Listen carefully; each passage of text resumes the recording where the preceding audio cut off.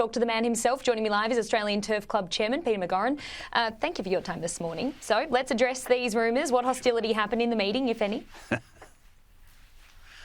Oh, complete rubbish. It was entirely civil. Mark Latham is the most uncivil person you'd ever meet. It's an invention. There was, of the hour and a half meeting, at one stage there was some jeering, not violent, not prolonged. At one thing I said, I quickly countered that. Otherwise, it was entirely within the traditions of the ATC. Look, it was robust. Everybody who stood up basically opposed the sale of Rosehill and put their points of view passionately. But the idea that there was any anger expressed, there were strong feelings. But in Mark Latham's crazy world that he's confected this false reality, and he's such a blight on the political landscape that he turns that into hostility, because that's the only language Mark Latham understands. Well, it does look a bit messy, to be fair. Will you stay on as chairman? Yes, for a number of reasons. Firstly, I and the board had a fiduciary responsibility, obligation at law to put this proposal. Can you imagine the criticism if we said no $5 billion proposal? No, that's going to be divisive, and we'll reject it. Of course, the matter had to go to the members, and it had to go to them in for a vote, and democracy wins. Secondly, 4 out of the 7 directors, a majority of the board, supported the proposal. I'm chairman. I serve at the pleasure of the board. I represent the majority board position. And so quite frankly, calls for my resignation are simply posturing. Well, you've got people in the likes of, Gai Waterhouse saying that there are concerns about your leadership. Do you really think it's the best thing for the future of the Australian Turf Club that you stay on? I mean, it's operating at a loss, attendance is down. Is that the best thing for the future after this no vote? So I believe so, but as I say, it's a matter for the board. But Gai Waterhouse, who else is saying it? I'm sure there are people muttering it. This was a divisive debate, but 44% of members wanted it to proceed. So it's a relatively close vote. There's a lot of vindictiveness, a lot of vitriol from people who think they run racing.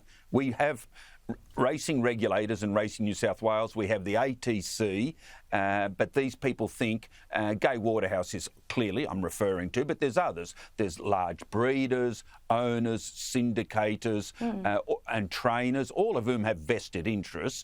That's why you need an independent regulatory body like Racing New South Wales, and you cannot have the board of the ATC jumping to the whims and demands of self-proclaimed leaders. Let them get on the board. Okay, and it's not to say debate's not good. It's healthy. It's all part of the process. But do you take any responsibility for the way the proposal was handled? I mean, it took you 17 months to get the final plan to your 12,000 members. I take total responsibility for the project, and there were things we knew at the time that could have been done a lot better.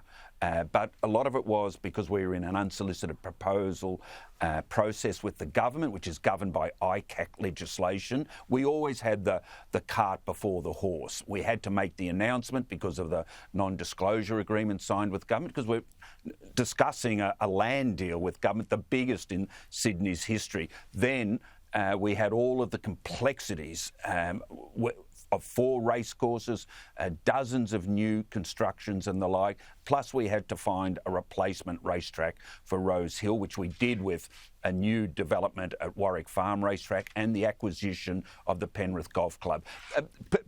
People who are regularly or traditionally and historically involved in these issues believe that we compressed 3 years of planning, of design, town planning, architectural, engineering, government regulations into 1 year. So yes, but it should have been faster. I wish it could have been, but it's not possible. The government had deadlines because the 2 drills to join the opposite ends of the subway meet fairly quickly. But in the end, every question, every material was made available to members to make an informed choice. You can't opt out and say, well, the process was long, it was convoluted. Yes, But you had the material for several weeks to make a decision, and they did. All right, Peter, we've run out of time, but I want to get your lasting thoughts. You know, what now? We're moving into the future. As I said before, the ATC has been living beyond its means, essentially operating at a loss over the past couple of financial years. You've got these dramas seemingly going on behind the scenes. How do you bring unity back? How do you move forward? What's your plan? Well, we squeeze the lemon even tighter. We're a viable club. We live within our means, but we cannot afford the upgrades to members' facilities, the general public. We have 26 training tracks. We have 1,800 horses in our racing centres and the like. I fear that what people go to the races and enjoy today is what they'll see in 10 years, 20 years, 30 years, because there'll never be a pot of gold enough to modernise us and attract a new generation. That's my biggest fear. Wagering turnover is down, will continue to decline like it is in every other racing jurisdiction in the world. So racing faces headwinds. This was an opportunity to look to the future, plan it and secure it, and it's past. Your members voted no, and also I noticed this morning member turnout is also down, so that'll be obviously a task for you too. We'll leave it there for today, Peter. Thanks for your time.